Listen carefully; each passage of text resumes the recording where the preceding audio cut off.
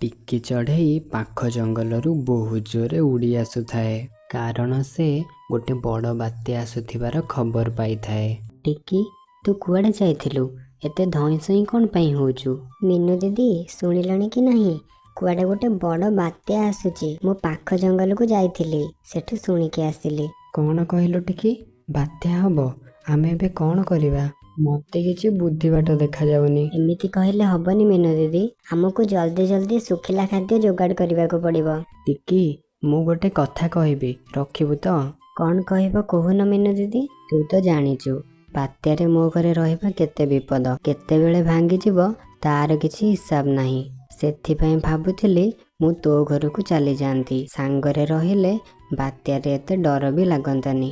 ହଉ ଠିକ୍ ଅଛି, ଚାଲ ଆମେ ବଜାରରୁ ଚୁଡ଼ା, ମୁଢ଼ି, ଗୁଡ଼, ମହମବତୀ, ଦିଆସିଲି ଇତ୍ୟାଦି ନେଇ ଆସିବା।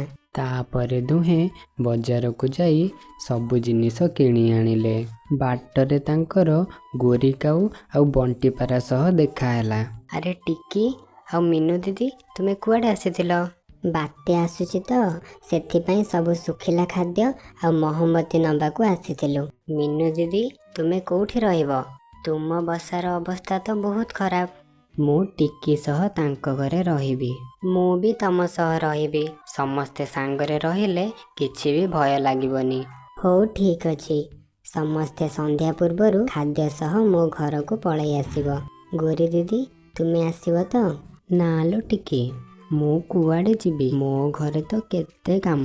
ମୁଁ କ'ଣ ମୋ ଘର ଛାଡ଼ିକି ଯାଇପାରିବି? ତମେ ତମର ଯାଅ। ତାପରେ ସମସ୍ତେ ନିଜ ନିଜ ଘରକୁ ଚାଲିଗଲେ। ମୋ ଘର ଦ୍ୱାର, ଟଙ୍କା ପଇସା ଛାଡ଼ି ମୁଁ ପୁଣି ଯାଇ ଆଉ କାହା ଘରେ ରହିବି?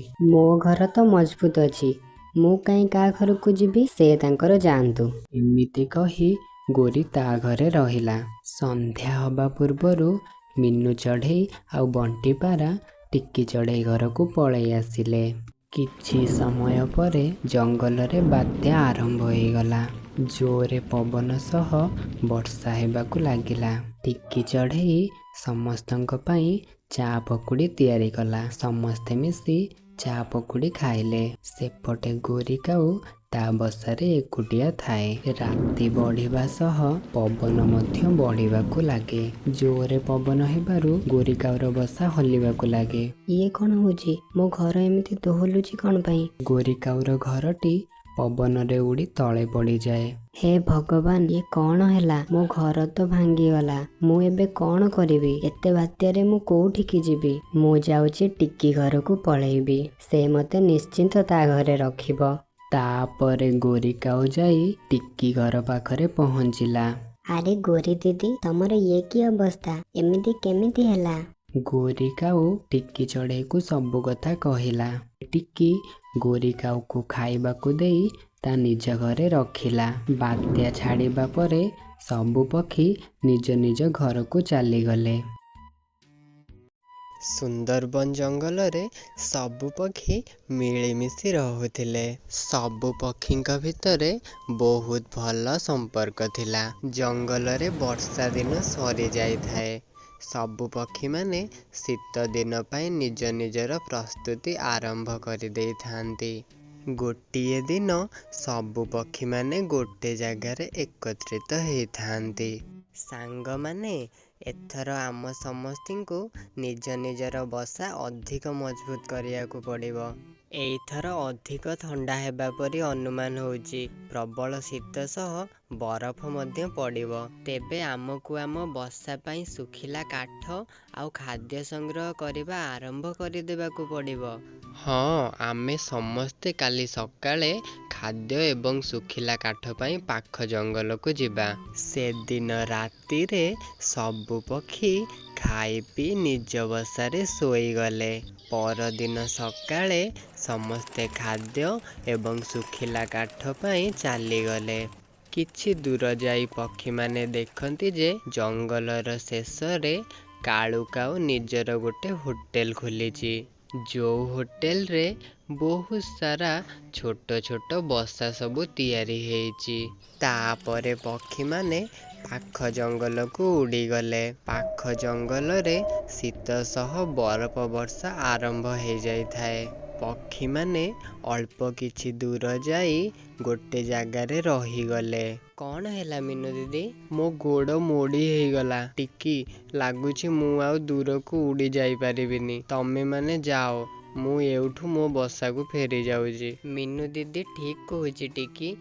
ଯେମିତି ଶୀତ ସହ ବରଫ ବର୍ଷା ହେଉଛି, ଆମକୁ ଏଇଠୁ ଫେରିଯିବା ଠିକ୍ ହେବ। ଯାହା ହବ ଦେଖାଯିବ।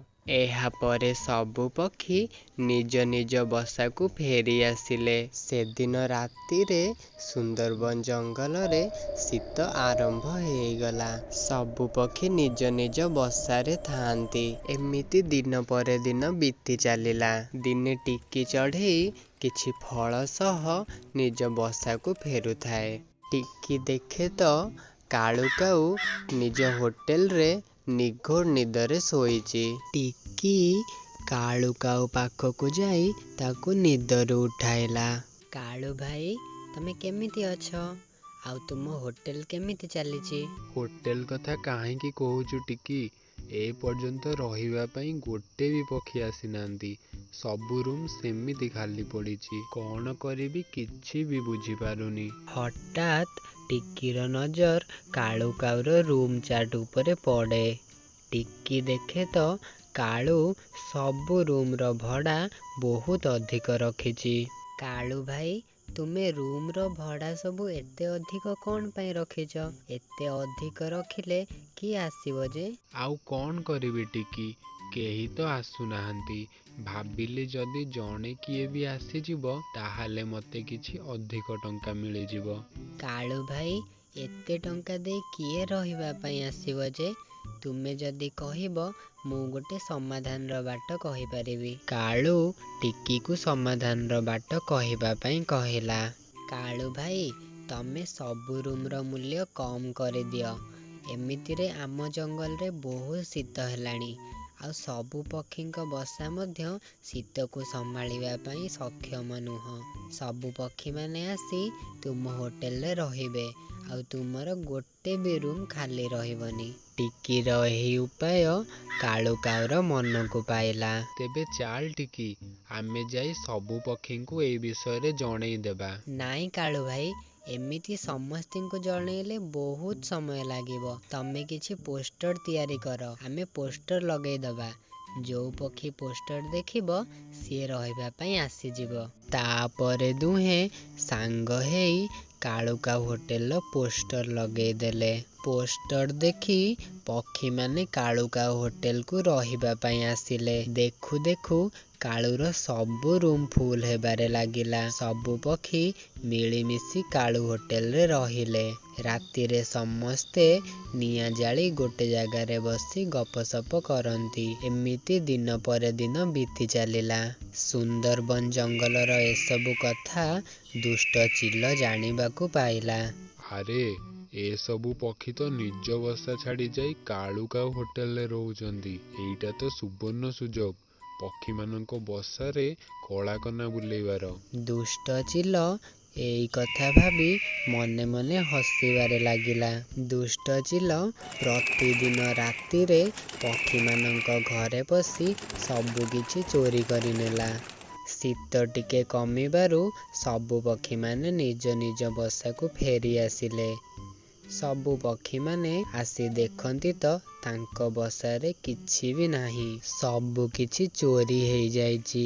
ଏ କଥା ଜଙ୍ଗଲର ଚାରିଆଡ଼େ ବ୍ୟାପିଗଲା। ଏକଥା ଶୁଣି ଜଙ୍ଗଲର ରାଣୀ ଆସି ପହଞ୍ଚିଲେ। ଏସବୁ କିଏ କରିଛି ପତା ଲଗାଇବା ପାଇଁ ଆଦେଶ ଦେଲେ। ସେଇ ସମୟରେ ଟିକି ଦେଖେ ତ ଗୋଟେ ଅନ୍ୟ ପକ୍ଷୀର ପର ପଡ଼ିଛି। ଟିକି ଦେଖି ଜାଣିପାରିଲା ଯେ ଏସବୁ କାମ ସେଇ ଦୁଷ୍ଟ ଚିଲର। ମହାରାଣୀ, ଇଏ ଦେଖନ୍ତୁ ଦୁଷ୍ଟ ଚିଲର ପର। ମତେ ଲାଗୁଛି ଏସବୁ କାମ ସେଇ ଦୁଷ୍ଟ ଚିଲ ହିଁ କରିଛି। ହେଲେ ସେ ତ ମଧୁପୁର ଜଙ୍ଗଲର ପକ୍ଷୀ। ରୁହ, ଏବେ ମୁଁ ସେ ଜଙ୍ଗଲର ରାଜାଙ୍କ ସହ କଥା ହେଇ ତାକୁ ଦଣ୍ଡ ଦେଉଛି। ନାଇଁ ମହାରାଣୀ, ଆମେ ତାକୁ ପ୍ରମାଣ ସହିତ ଧରିବା। ମଧୁପୁର ଜଙ୍ଗଲରେ ପ୍ରବଳ ଶୀତ ହେଲା। ଦୁଷ୍ଟ ଚିଲର ବସା ଭଲ ନଥିବାରୁ ଚିଲ ଶୀତରେ ଥରିବାକୁ ଲାଗିଲା। ଆରେ, ଏ ଶୀତ ତ ଦିନକୁ ଦିନ ବଢ଼ିବାରେ ଲାଗିଛି। ମତେ ଶୀଘ୍ର କାଳୁକାଉ ହୋଟେଲରେ ଯାଇ ରହିବାକୁ ପଡ଼ିବ। ଦୁଷ୍ଟ ଚିଲ ନିଜ ଚୋରି କରିଥିବା ସବୁ ଜିନିଷ ସହ ଯାଇ କାଳୁ ହୋଟେଲରେ ପହଞ୍ଚିଲା। କାଳୁ ଦୁଷ୍ଟ ଚିଲକୁ ଦେଖି ଚିହ୍ନି ପାରିଲା, କିନ୍ତୁ ସେ ସେହି ସମୟରେ କିଛି କହିଲାନି। କାଳୁ କାଉ ଚିଲକୁ ଚୁପଚାପ ରୁମର ଚାବି ଦେଇଦେଲା। ଚିଲ ତା ରୁମକୁ ଗଲା ପରେ କାଳୁ କାଉ ତାକୁ ବାହାର ପଟରୁ ଚାବି ଦେଇଦେଲା ଆଉ ସଙ୍ଗେ ସଙ୍ଗେ ଟିକି ଚଢ଼େଇ ପାଖରେ ଯାଇ ପହଞ୍ଚିଲା। କାଳୁ କାଉ ଟିକି ଚଢ଼େଇ ପାଖରେ ପହଞ୍ଚି ସବୁ କଥା କହିଦେଲା। ସବୁ ପକ୍ଷୀ ଆଉ ମହାରାଣୀ ଆସି କାଳୁ କାଉ ହୋଟେଲ ପାଖରେ ପହଞ୍ଚିଲେ। ଦୁଷ୍ଟ ଚିଲକୁ ଚୋରି ଜିନିଷ ସହ ଦେଖି ରାଣୀ ତାକୁ ଜେଲକୁ ପଠେଇଦେଲେ। କାଳୁ କାଉ ଆଉ ଟିକି ଚଢ଼େଇର କାମ ପାଇଁ ମହାରାଣୀ ତାଙ୍କୁ ପୁରସ୍କୃତ କଲେ। ତାପରେ ସବୁ ପକ୍ଷୀ ନିଜ ନିଜ ଘରେ ଯାଇ ଖୁସିରେ ରହିଲେ।